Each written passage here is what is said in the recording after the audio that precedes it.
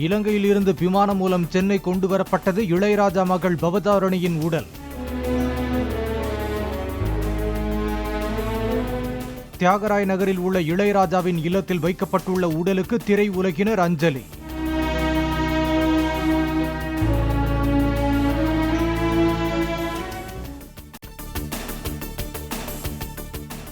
இளையராஜாவின் மகள் பவதாரணியின் உடலுக்கு நாளை இறுதிச் சடங்கு.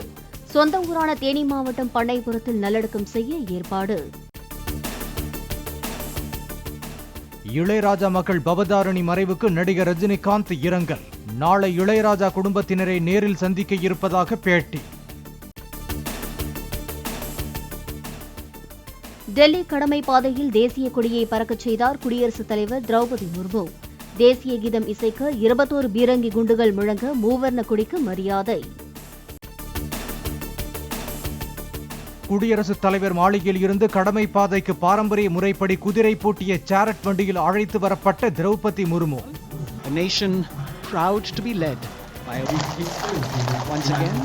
குதிரை படையினர் சூழ சிறப்பு விருந்தினரான பிரெஞ்சு அதிபர் மேக்ரானுடன் மக்களை நோக்கி கையசைத்தபடி பயணம்.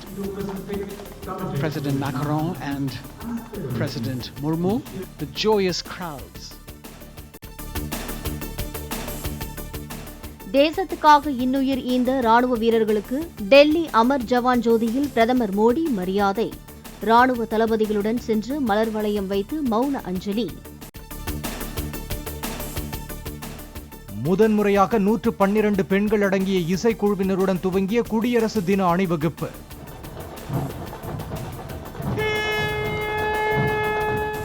நாதஸ்வரம், செண்டை, கொம்பு போன்ற வாத்தியங்களை இசைத்தபடி பங்கேற்பு.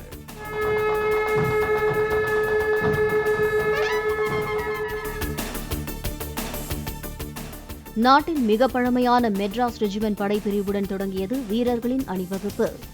ராஜ்புதானா ரைபிள்ஸ், முப்படைகளின் வீராங்கனைகள், சீக்கிய ரெஜிமெண்ட், கடற்படை மற்றும் விமானப்படை வீரர்கள் மிடுக்குடன் பங்கேற்பு. The war cry, Raja Ramchandra ki jai. பெண் சக்தியை பிரதிபலிக்கும் வகையில் அரங்கேற்றப்பட்ட குடியரசு தின விழா அணிவகுப்பு.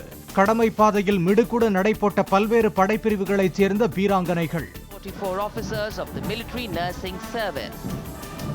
Strength, discipline. குடவோலை முறையை பிரதிபலித்த தமிழ்நாட்டின் அலங்கார வாகனம். ஊர்தியின் இரு புறங்களிலும் மேளம் வாசித்தபடி பெண்கள் நடனம். தேசத்தின் பரவலான கலாச்சாரம் மற்றும் பாரம்பரிய பெருமைகளை எடுத்துரைக்கும் வகையில் இடம்பெற்ற பல்வேறு மாநிலங்களின் அலங்கார ஊர்திகள். இஸ்ரோ மற்றும் பல்வேறு மத்திய அரசு துறைகள் சார்பிலும் வண்ணமயமான அலங்கார வாகனங்கள் இடம்பெற்றன.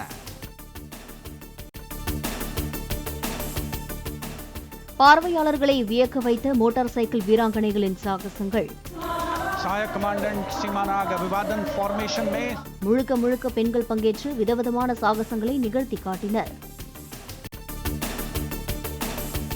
75வது குடியரசு தின விழாவின் சிறப்பு விருந்தினராக பங்கேற்ற பிரெஞ்சு அதிபர் இமானுவேல் மேக்ரான் அணிவகுப்பு மற்றும் சாகசங்கள் குறித்து அருகில் அமர்ந்திருந்த பிரதமர் மோடி விளக்கினார். வாகா எல்லையில் பாரம்பரிய முறைப்படி அரங்கேற்றப்பட்ட கொடியிறக்கும் நிகழ்ச்சி.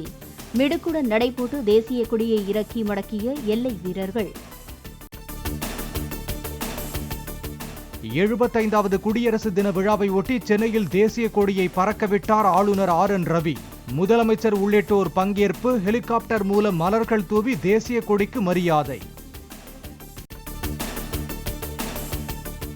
சென்னையில் நடைபெற்ற குடியரசு தின நிகழ்ச்சியில் அணிவகுத்த முப்படைகளின் ஊர்திகள், ராணுவ தளவாட வாகனங்கள், டாங்கிகள், போர் விமானங்களின் மாதிரிகள் இடம்பெற்றன.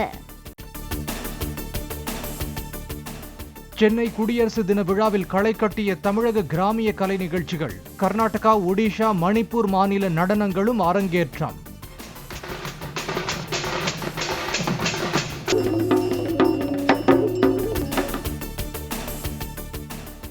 குடியரசு தினத்தை முன்னிட்டு ஆளுநர் மாளிகையில் தேநீர் விருந்து அளித்த ஆளுநர் RN ரவி. மத்திய அமைச்சர் எல் முருகன், தமிழக அமைச்சர்கள் சேகர் பாபு, தாமோ அன்பரசன், மா சுப்பிரமணியன், தங்கம் தென்னரசு, முன்னாள் அமைச்சர் ஜெயக்குமார் பங்கேற்பு. குடியரசு தினத்தை முன்னிட்டு திருநெல்வேலி நெல்லையப்பர் கோயில் வாயிலில் சிறப்பு பூஜையுடன் ஏற்றப்பட்ட தேசிய கொடி. கோயில் ஊழியர்களுடன் இணைந்து தேசிய கொடிக்கு வணக்கம் செலுத்தி மரியாதை செய்த காந்திமதி யானை.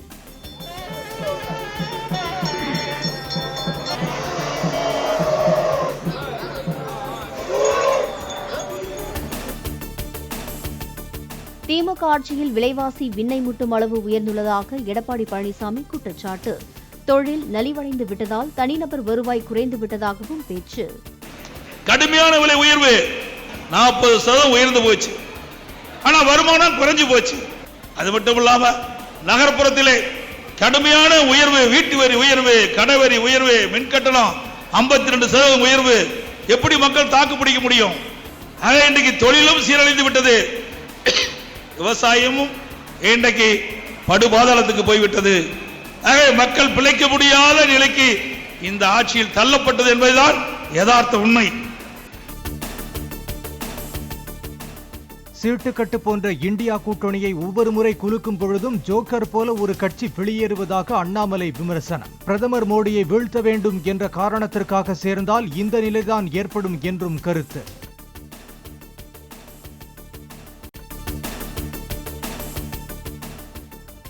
பொதுக்குழு ஒப்புதலை அடுத்து புதிய கட்சியை பதிவு செய்ய அடுத்த வாரம் டெல்லி செல்லும் நடிகர் விஜய் மக்கள் இயக்க நிர்வாகிகள்.